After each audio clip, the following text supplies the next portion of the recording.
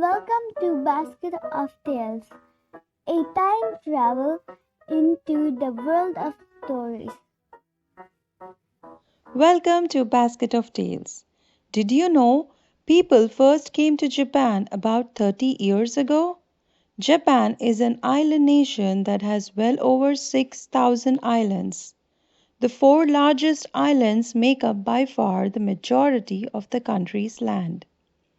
On the other hand, Japanese folk tales are an important cultural aspect of Japan.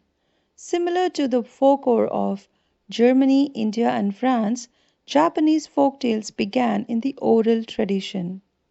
Many tales originate from this collection of myths, which was published around 711 AD. Hi, this is Miss S, and many of you probably guessed by now that our story today is from the Japanese folk tale.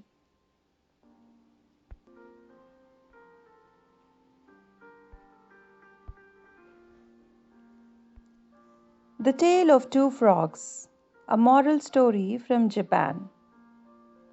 This is a story of two frogs from Japan. They lived far apart from one another in two different cities. One of them lived in a ditch on a seacoast in Osaka. The other frog was from Kyoto and he resided in a clear stream that flowed through the city. Both frogs were separated and miles apart. They had never seen or heard of each other. One day a thought struck both of them. They desired to see something outside of their own world. The frog from Osaka wanted to see how Kyoto looked like, and the Kyoto frog was excited to visit Osaka. Thus, one fine day, the two frogs set off on their respective journeys, wishing to make their dream come true. Both the frogs started from opposite ends of the road that connected Osaka and Kyoto. The journey was long and tiresome. The frogs faced many difficulties before they came across a mountain that had to be crossed to continue their journey. It took a tremendous amount of effort for both of them to climb up the mountain. When they reached the top, they both saw each other. Each frog was surprised to see another frog at the top of the mountain. The frogs remained silent for a few moments and then jumped into a conversation. It was yet again a surprise to them when they discovered that both the frogs had the same wish, that of visiting their neighboring country and know more about it. The frogs then decided that they should rest for some time before continuing on their journey. How I wish we could be much bigger, then that way we could have seen the towns from here, said the frog from Osaka. The frog from Kyoto thought for some time, an idea struck him, and he was delighted. It is not a problem at all.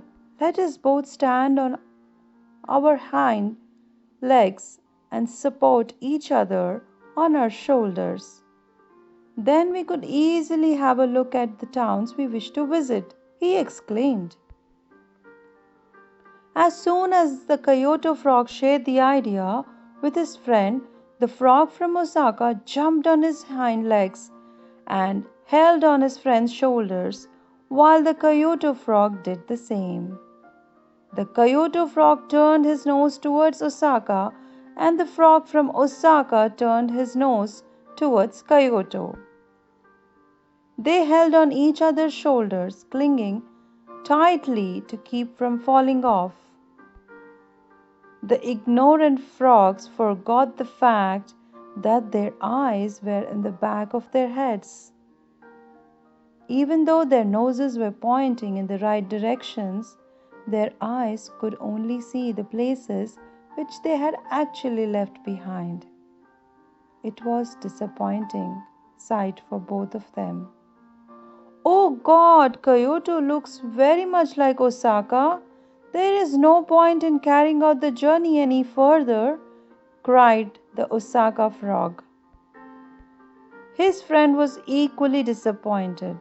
He said, had I known that Osaka looks like a copy of Kyoto, I would have never left my home in the first place.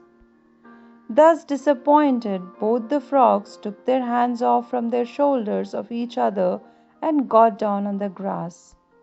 They bid polite goodbyes and returned back to their homes. Unfortunately, both the frogs led their lives till the very end, believing that Kyoto and Osaka were no different towns but looked like mirror images. This wonderful story teaches us that we must not always believe what we see, and it may not be real all the time. Thank you for listening, and I will see you soon with another wonderful story from around the world.